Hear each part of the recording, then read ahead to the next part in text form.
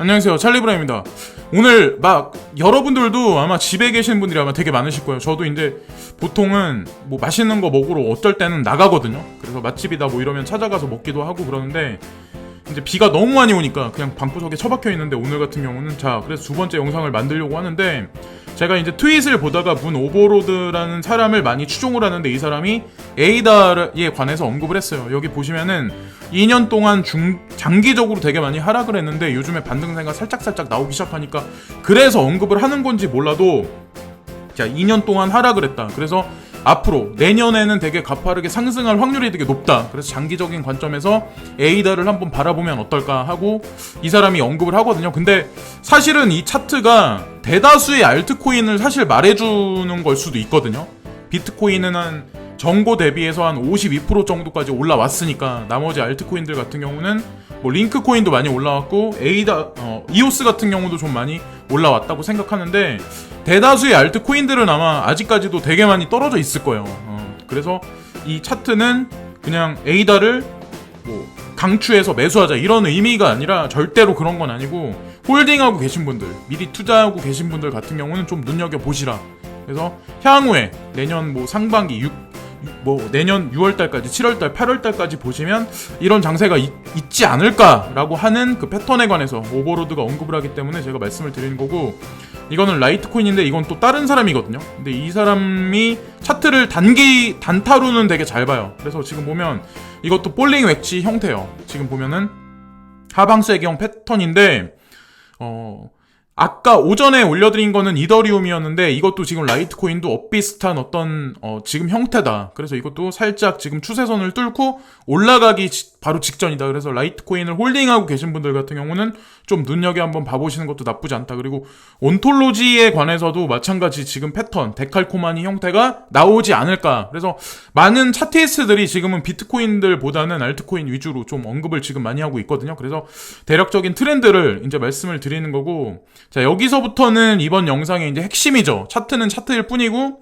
자, 그래서 여기 이 뉴스를 보면서 제가 어떤 생각을 했냐면, 아마 여러분들이 이미 이런 뉴스를 접하셨겠지만, 제이 클레이튼이라는 여기 얼굴이 나와 있는 이분이 세게 미국 증권거래위원회 의장이니까 대표시잖아요. 근데 이분이 매스컴에 나와서 뭐라고 언급을 하셨냐면, 이 비트코인 ETF에 관해서 긍정적으로 바라보고 있다. 근데 가장 이제 핵심되게 문제가 되는 건 뭐냐면, 중요한 비트코인 가격 조작 우려에 관해서 가장 의구심이 증폭되고 있대요. 그것만 해결이 된다면 ETF 승인을 내주겠다, 이런 얘기에 관해서 언급을 했는데, 암호화 자산을 관리하고 보유할 수 있다는 것을 어떻게 알 수 있습니까? 클레이튼이 말했다. 이것은 핵심적인 질문입니다. 규제가 없는 거래소에서 거래하는 것을 감안할 때 더욱 어려운 질문은 그 가격이 큰 조작을 받지 않는다는 것을 어떻게 확신할 수 있을까요?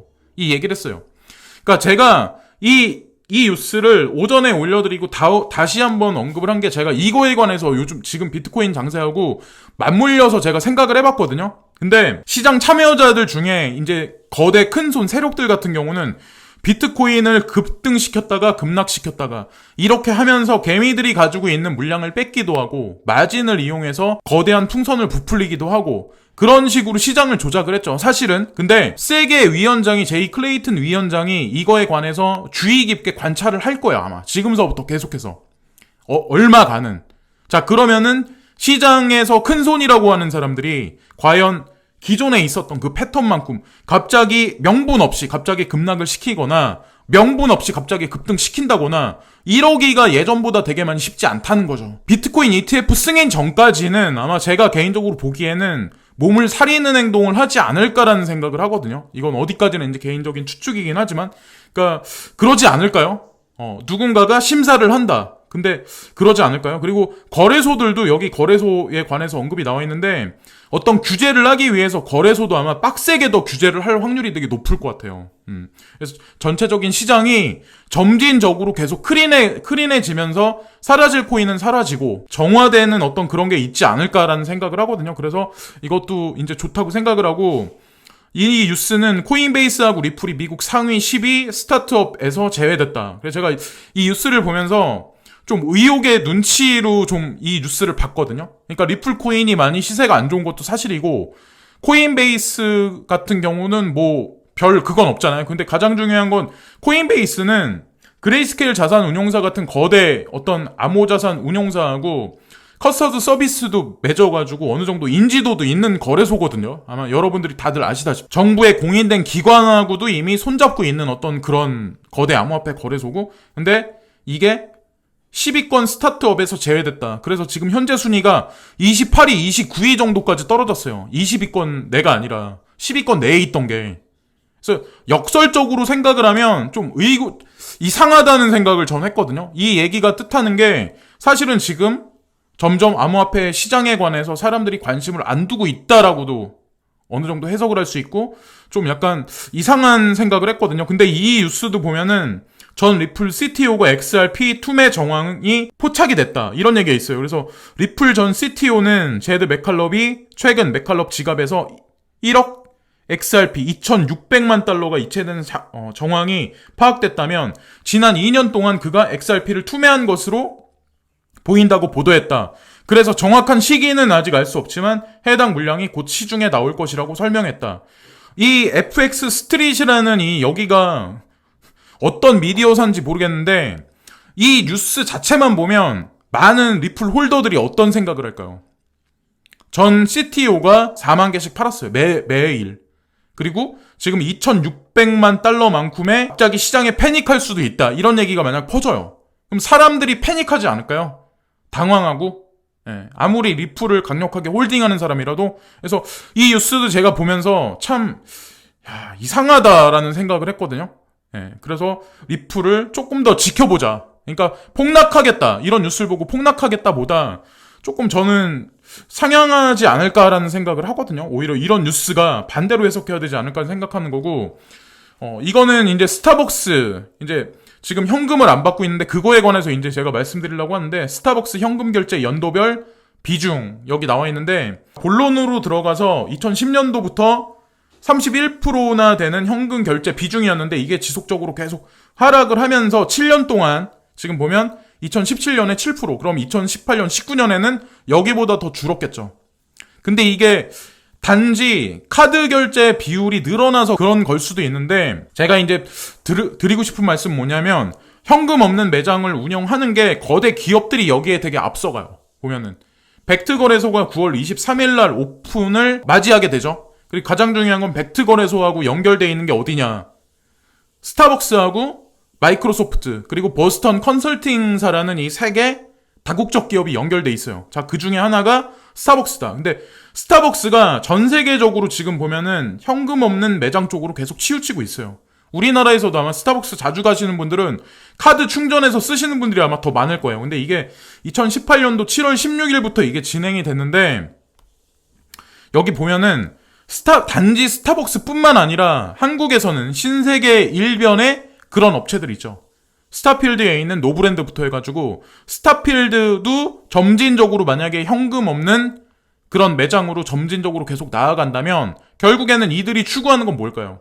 결국에는 실제로 쓰는 거는 나중에 시간이 어느 정도 흘러간다면 스타벅스도 비트코인을 쓰거나 아니면 암호화폐로 페이를 결제하는 그 시스템을 채용할 수밖에 없다는 거죠. 근데 벡트 거래소가 먼저 오픈해서 움직이고 그 다음부터 향후 점진적으로 일어나겠죠. 저는 그런 생각을 하거든요. 비단 비트코인만 얘기하는 게 아니라 벡트 거래소가 이제 피지컬한 어떤 그 비트코인 선물 거래에 관해서 운영이 되고, 그걸로 통해서 ETF가 승인이 되고, ETF를 통해서 대다수의 어떤 지금 현재 있는 어떤 금융 기관들, 그런 기관들이 간접 투자 상품을 출시를 하고, 한국 같은 경우는 신한이나 국민이나 이런데, 해외 같은 경우는 JP모건, 골드만 이런데 점진적으로 그렇게 비트코인이 됐건 암호화폐가 됐건 현물 경제 시스템에 점진적으로 이제 착용이 될 거라고 생각을 하는 거고, 이거는 FED가 금리 찔끔 낮추면 10월에 무역 합의가 무산될 거다. 자, 지금 주식이 올라가고 달러가 안정화되고 이런 게 왜 그럴까요? 갑자기 여러분들 아마 아시겠지만 금리하고 우리 비트코인하고 되게 밀접하게 관련이 있어요. 무역 전쟁이 불거지고 심도 있게 이게 깊어지면 비트코인은 되게 많이 상승을 해. 근데 보면은 제가 오전에 영상에서 말씀드렸다시피 이게 FED에서 금리 결정하는 게 9월 17일하고 18일이거든요. 근데 여기 트럼프 대통령이 그런 말씀하시죠. 금리를 찔끔 낮추면 10월에 무역협상 한다고 했던 거 그거 다 무산시킬 거다. 그 얘기는 무슨 얘기냐면 그동안 트럼프 대통령은 FED에서 1%포인트 금리 인하를 여러 차례 주문해왔습니다. 파월 의장한테 계속 이런 식으로 말씀을 하셨는데 파월 의장이 시장 경제를 생각해서 금리를 내려봐야 0.25%밖에 못 내린다. 그렇게 계속 말씀을 하셨고 실제로 또 그렇게 했어요. 그래서 FED는 지난 7월 말 10년 만에의 키포인이 있다고 저는 생각을 하는 거고 처음으로 0.25%포인트 금리를 내렸고 오는 17일, 18일 9월 연방공개시장위원회 FOMC에서 여기 제가 말씀드린 날짜가 17일, 18일 그래서 다시 0.25포인트를 인하할 것으로 관측되고 있습니다. 비트코인한테 되게 좋으려면 0.25%가 아니라 사실은 0.5%까지 내려야 돼요. 시장에서는 0.5%포인트 인하를 주문해 왔지만 자, 트럼프 대통령의 의견이에요. FED가 그럴 확률은 높지 않습니다. FED가 0.25%포인트를 내린다면 트럼프 대통령은 다시 제롬 파월 의장을 비난할 겁니다. 그리고 중국에 대한 위협을 높여 위기감을 조장할 수 있습니다. 라고 여기 나오죠. 금리를 0.25%밖에 이번에 17일, 18일에 만약에 그걸 안 내리면 0.5까지 만약에 안 내리면 우리 무역전쟁 다시 할 거야. 그럼 그거를 명분 삼아서 또다시 세계 경제가 이제 10월달 초반에 가서는 또 패닉으로 들어가는 거야. 다시 한번. 그럼 비트코인이 막 발버둥을 치기 시작을 하겠죠. 그러면서 시세가 어느 정도 등락의 패턴이 나와주지 않을까라는 생각을 하거든요. 그래서 지금은 조금 약간 명분거리가 사물만한 게 이 FOMC 시장 회의가 제가 봤을 땐 분기점이 되지 않을까라는 생각을 하거든요. 일단 단기적으로는. 거기까지 아직 시간이 많이 남아있기 때문에 그걸 이제 한번 보셔야 될 것 같고 트럼프 대통령은 제롬 파월 연준 의장한테 진짜 원하는 게 뭐냐면 금리를 1% 급격하게 만약에 내리면 본인한테는 되게 좋아. 근데 그 시기를 맞춰 나간다고 저는 생각을 해요. 그러니까 내년에 11월 달인가 아마 미국 대선이 있을 거예요. 10월 달인가? 근데 트럼프 대통령이 당선이 되려면 경기 확장이 되고 주식이 오르고 시중에 돈이 풀려야 돼. 근데 지금 돈을 풀기에는 제가 봤을 때 시기적으로 너무 빠르다고 생각을 하거든요. 근데 겉에서 봤을 때는 트럼프 대통령하고 제롬 파월하고 싸우는 것 같지만 저는 이들이 어떤 시나리오 한 가지를 갖고 움직인다고 저는 생각을 하거든요. 대선이 있기 6개월 전부터 아마 시장의 금리를 조작하거나 어떤 양적 완화를 하거나 대규모로 아마 그렇게 할 확률이 되게 높다고 생각해요. 근데 만약에 그렇게 해서 시장 경제를 갑자기 되게 좋게 풀린다고 하더라도 저는 이렇게 10분짜리, 5분짜리 파이어웍스로 끝날 수밖에 없다고 저는 생각을 하거든요.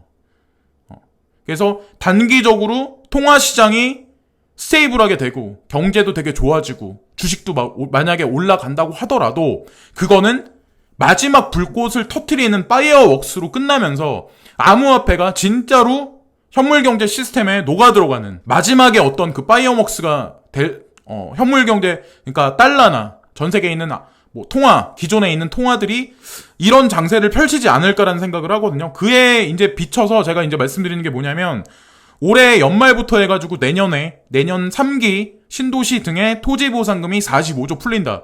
우리나라 GDP, GNP 경제 규모에서 45조 정도면은 상당히 많이 풀리는 거예요. 우리나라는 기축통화국이 아니기 때문에 아베노믹스를 한다거나 미국같이 Q1, Q2, Q3 막 이런 Q법 이런 양적 완화를 할 수가 없잖아요. 그렇다고 ECB 같이 양적 완화를 할 수가 없잖아요. 우리는 5대 기축통화국이 아니기 때문에. 그렇기 때문에 간접적으로 시장 경제를 어느 정도 경착륙을 시키기 위해서 이런 식으로 돈을 푸는 거죠. 사람들한테. 대출을 해준다거나 죽기 직전까지만 딱 만들어 놓고 대출을 해준다거나 아니면 토지 보상금을 풀어서 시중 경기를 살짝만 살려놓는 거죠. 그럼 돈의 값어치가 지금보다 어떻게 될까요? 부동산은 물론 어느 정도 지지 기반을 맞고 뛰긴 하겠죠. 자, 여기 나와 있는 것 같이 예정되어 있는 주택지구가 몇 개 있는데 그렇게 되긴 하겠죠. 그러나 물가는 아마 올라가고 경기는 지금보다 더 안 좋아질 확률이 되게 높다는 거죠. 이것도 만약에 토지보상금 45조가 풀린다고 해서 경기가 좋아지는 게 얼마나 가겠어요. 이것도 마찬가지지 않을까 하는 생각을 해요. 부동산이 올라가서 실질적으로 서민들이 그거에 관해서 기뻐할 사람이 과연 누가 있을까요? 서장훈 같은 그런 분 빼고 나머지 사람들은. 거기다가 전 월세에 관해서도 의무적으로 등록해야 되는 지금 그건데. 그래서 그것도 쉽지 않다는 거죠, 사실은. 건물 갖고 뭐 이렇게 운용한다는 자체도 저는 그래서 암호화폐 시장을 좀 많이 키워주지 않을까라는 생각을 되게 많이 하거든요. 그리고 이것도 이제 중국 지준율 인하 영향, 그래서 원달러 환율에 관해서 나와 있는데 오늘 제가 환율을 보니까 1210원, 15원 여기까지 올라갔다가 지금 지난주부터 해가지고 지금까지 떨어지고 있더라고요. 그래서 이것도 달러도 지금 보면 1190원까지 지금 떨어졌는데 제가 이제 드리고 싶은 말씀은 뭐냐면 한화가 중요한 게 아니라 중국이 지준율, 그러니까 본인들의 경제를 떠받들기 위해서, 받치기 위해서 돈을 중국도 지금 풀고 있거든요. 미국에서 금리를 0.25 인하하니까 7위안, 달러당 7위안이 그게 마지노선이었는데 그 기준선에 관해서 지키기 위해서 그 기준선 밑으로 다시 내리기 위해서 이들이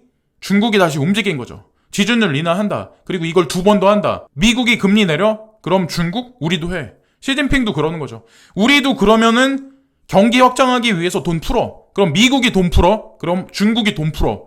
한국이 돈 풀어? 일본이 돈 풀어? 전 세계가 전부 다 돈을 막 풀어대기 시작을 해요.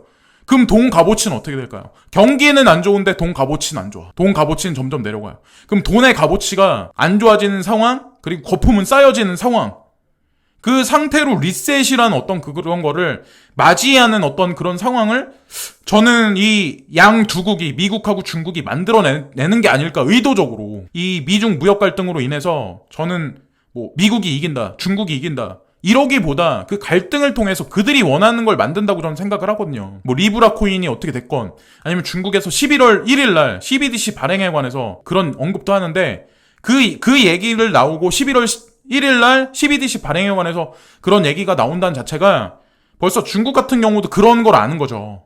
그 한계를 아는 거예요. 돈을 찍어서 그냥 시중에 푸는 게 한계가 있다는 거. 제롬 파월 연준 의장도 QE, Q2, Q3, Q4까지 만약 가면 달러의 발권력이, 달러의 진짜 강인한 힘이 급락할 수밖에 없다는 걸 알기 때문에 지금 그러는 거라고 저는 생각을 하는 거죠. 근데 종합적으로 이제 제가 말씀드리는 거는 금리에 관해서 금리가 내려가고 돈 값어치가 떨어져, 금값이 올라가고 뭐 암호화폐가 이렇게 저렇게 막 뒤뚝뒤뚝 거리고 막 비트코인이 올라가고 막 이래. 근데 마지막 결정은 개개인이 한다고 저는 생각을 하거든요. 금에 관해서 선택할 사람은 금을 선택하는 거고, 저같이 암호화폐 일변에 비트코인하고 뭐 알트코인 이런 걸 선택할 사람들은 이걸 선택하는 거죠. 지금 지리한 장세, 방향성이 없는 장세이긴 하지만 저는 결국에는 화면에 나와 있는 이 비트코인이나 알트코인들이 결국에는 전 세계 현물 경제 시스템에 속속들이 다 박혀가지고 또 다른 양적 완화, 또 다른 경제 형태를 궁극에는, 최종에는 만들어낼 거라고 저는 생각을 해요. 그래서 이런저런 말들을 제가 말씀드린 것 중에 두서가 없는 것도 분명히 있을 거예요. 제가 스크립을 만들어서 하는 스타일은 지금 아니기 때문에. 근데 나중에 할 생각도 있거든요. 그런 것도. 이런저런 말씀을 드렸는데 지리한 장세에서 끝까지 포기하지 마시고 끝까지 잘 버티시고, 불장이 만약에 진짜 올해 연말에 오든 내년에 오든 꼭 모두가 다 웃는 날 맞이하면서 마지막까지 있었으면 좋겠습니다. 지금까지 찰리 브랑이었고 오늘도 즐거운 하루들 되시고요. 내일 또 방송에서 찾아뵙겠습니다. 항상 진심으로 감사합니다. 구독과 좋아요 부탁드립니다. 감사합니다.